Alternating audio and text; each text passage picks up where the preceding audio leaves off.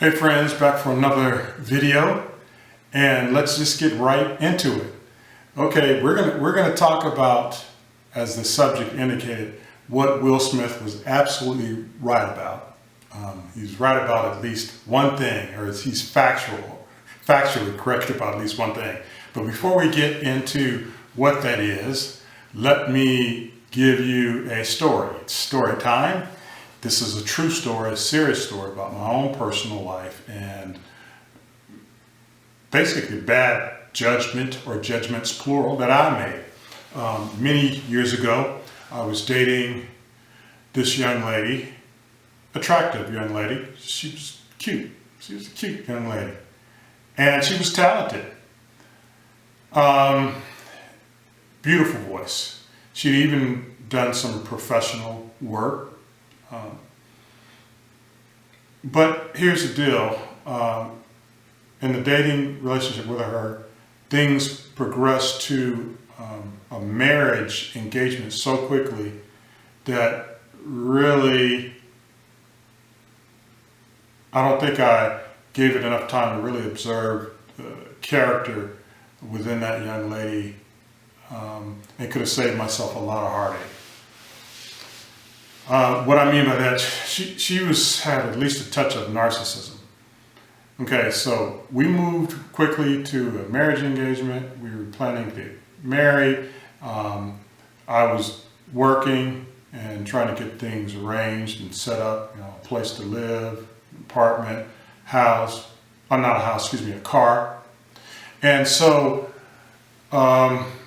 as an example, I needed to get a car. I got a sensible car that was within my budget. It might have been maybe a year old car that was maybe about 30,000 miles on it, a little four-door vehicle. This woman who was not working, no job prospects to work, and as a matter of fact, she had told me that she didn't want to have children. I believe maybe it was because it was going to cramp her style. We'll get to that later. But in any case, she was displeased with me getting a sensible car. I think she wanted something more expensive and flashy and fancy. Again, she's not working, no prospect to be working. And I think, over time I learned from observations that she didn't want to work, didn't want to housekeep, didn't want to have kids. Her thing was she wanted to just pursue her entertainment interests. So here's the deal. In one of the discussions that we were having, she was planning to travel down to the Los Angeles area. At that point in time, we were living in Northern California. She was living, I think, with her family still, and we both resided in different places till we get married, but both in Northern California. So she was going to travel down to the LA area to meet with a producer who she told me herself that he wanted to get with her, was trying to get with her. And when I say get with her, I mean get with her in a romantic way.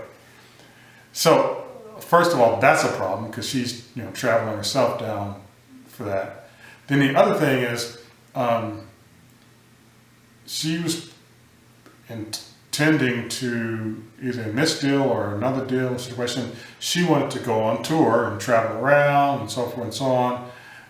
And this thing got so contentious because one of the things I told her is, before you sign a contract, let's talk about it. Let's talk about that. And I guess that was a shock to her that someone intending to marry her would want to know what kind of contract she's signing, to sign so many months or years of her life away to do touring or recording or whatever. But in any case, I said, look, we need to slow down this marriage thing. We're not breaking up. We still were, in a relationship, but we need to, put a hold on this moving forward with the marriage thing. And of course she was upset about that. But the way this lady with at least a touch of narcissism responded was to begin to, while we're still, putting a hold on the marriage, we're still committed to one another, she began to, right in front of me, pursue other men. Okay? Including while we're sitting in a church service and afterward she and I were planning to go out, she's physically coming on to someone in my circle. Physically on this guy, all on him and touching on his thighs and rubbing on his thighs. And then after the service, she goes off in the back, off somewhere in the office with the senior pastor, just kicking it, hanging out, while I'm supposed to wait for her to come out so we could, go out like we were supposed to. This got so crazy, she decided to disappear for days without telling me, I guess to show me up. And guess where she was? In Las Vegas. So in any case, I think it was really crazy, and I take blame for not just, I take blame for letting it even get to an engagement or even a committed going steady or whatever term. I should have just been a friend, maybe go out. I should have vetted her better and really just slowed things down instead of moving so fast to a marriage engagement. Because once you get, deep in a relationship with this type of situation, it could just make you crazy. I mean, I felt like the life was being drained out of me with this person. I thought about one title for this video being, I dated a vampire. I mean, vampire bats, they fly out and suck the blood of livestock, and they don't kill the livestock, cows and stuff for the farmers right away, but over time, just biting and sucking the blood over time can make the livestock of the farmers sick. I felt the life was being sucked out of me in this situation. It's crazy. But you say, what does that have to do with Will Smith and Jada? Let me play you just a short little clip of this thing called the Red Table, where Jada and Will sat down some time back discussing their marital problems and how she was in an entanglement, quote unquote, with another man during the midst of the marital problems that Jada and Will Smith were having. And basically she got into a relationship with some other man. And Jada and Will Smith were still married.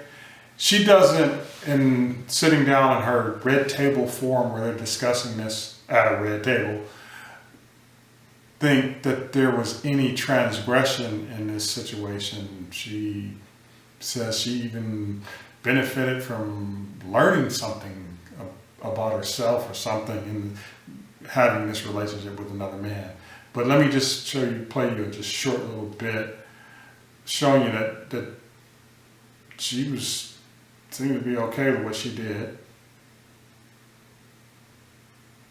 That way or feel that way, but I actually don't look at it as a transgression at all. Through that particular journey, I learned so much. She learned so much. And Will Smith is just kind of sitting there, nodding or and maybe kind of making sort of light levity in the situation. I tell you, sometimes these situations with women,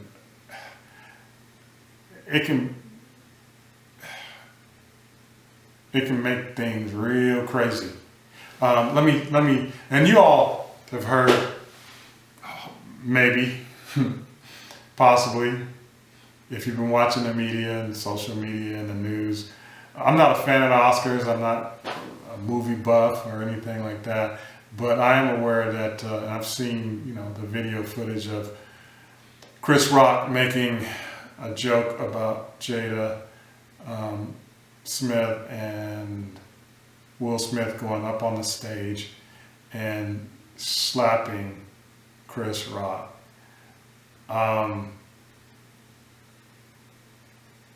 Later in the Oscar ceremony, Will Smith wins an Oscar, and part of his speech seems to be an indication that his love relationship with his wife Jada made him crazy. And I'm not laughing maybe it's just laughing maybe because this is just crazy, and maybe it's resonating with me from long ago, how I recognize that you get in a wrong love relationship and it can make you do some crazy stuff. But so here's Will Smith, just a quick. But love will make you do crazy things.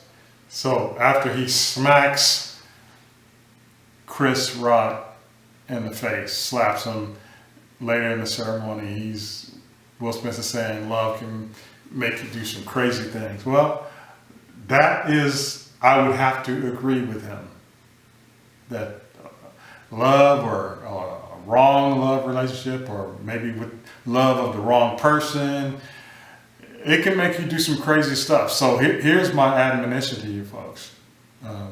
Don't do like I did many years ago. Slow down. I don't mean years and years, but give due diligence to the vetting the person that you're planning to be committed to for life.